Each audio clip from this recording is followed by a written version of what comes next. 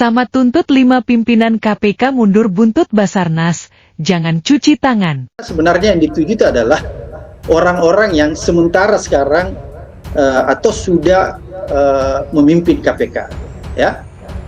Itu yang aneh menurut saya. Jadi seolah-olah menutup ruang dan kesempatan bagi orang-orang yang ada di luar untuk mengikuti seleksi pimpinan KPK. Jakarta, CNN Indonesia, Abraham Samad menuntut 5 pimpinan Komisi Pemberantasan Korupsi, KPK, termasuk Ketua KPK Firly Bahuri, mundur sebagai bentuk tanggung jawab atas kisru kasus suap pejabat Badan SAR Nasional, Basarnas. Ex-Ketua KPK periode 2011-2015 itu menyebut setiap keputusan strategis, termasuk penetapan tersangka korupsi, harus diputuskan bersama oleh 5 pimpinan. Oleh karena itu, kisru penetapan tersangka 2 pejabat Basarnas menjadi tanggung jawab mutlak para pimpinan KPK, tanpa terkecuali. Seharusnya yang harus mundur pimpinan KPK. Semua pimpinan, karena sifatnya kolektif kolegial.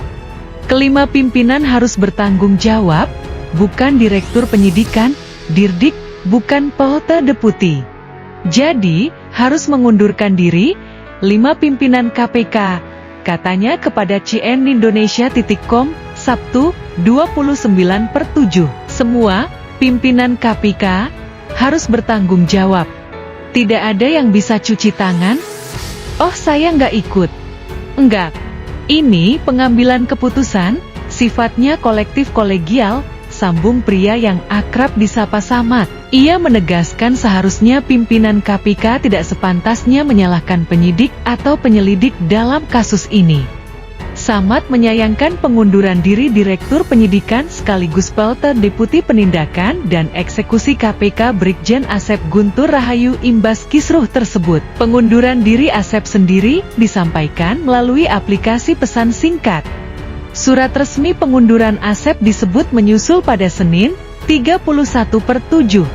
Intinya yang bertanggung jawab itu pimpinan KPK, harus mundur.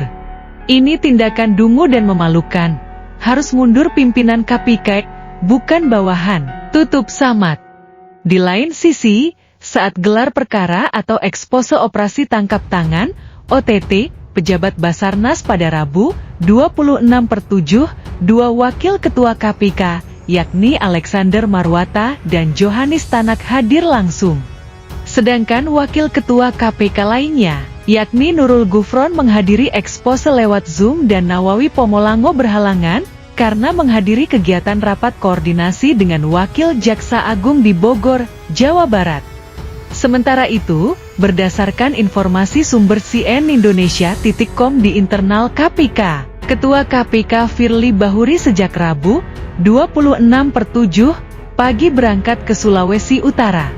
Sumber itu menyatakan, terkonfirmasi juga oleh pemberitaan sejumlah media massa, Firly didampingi Gubernur Sulawesi Utara Oli Dondokambe meresmikan GOR WKI Richard Menaki di Kombos, Manado, Sulawesi Utara pada Rabu, 26/7, atau saat gelar perkara dilakukan. Kisruh OTT Basarnas ini berujung permintaan maaf KPK kepada TNI.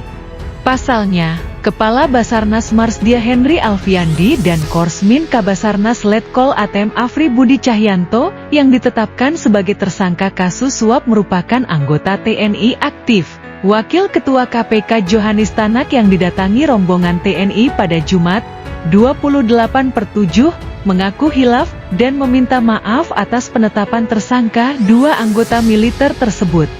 Tanak menyebut ada kekeliruan dalam koordinasi kasus ini. Wakil Ketua KPK Alexander Marwata buka suara soal kisruh operasi tangkap tangan, OTT, dugaan suap di Basarnas.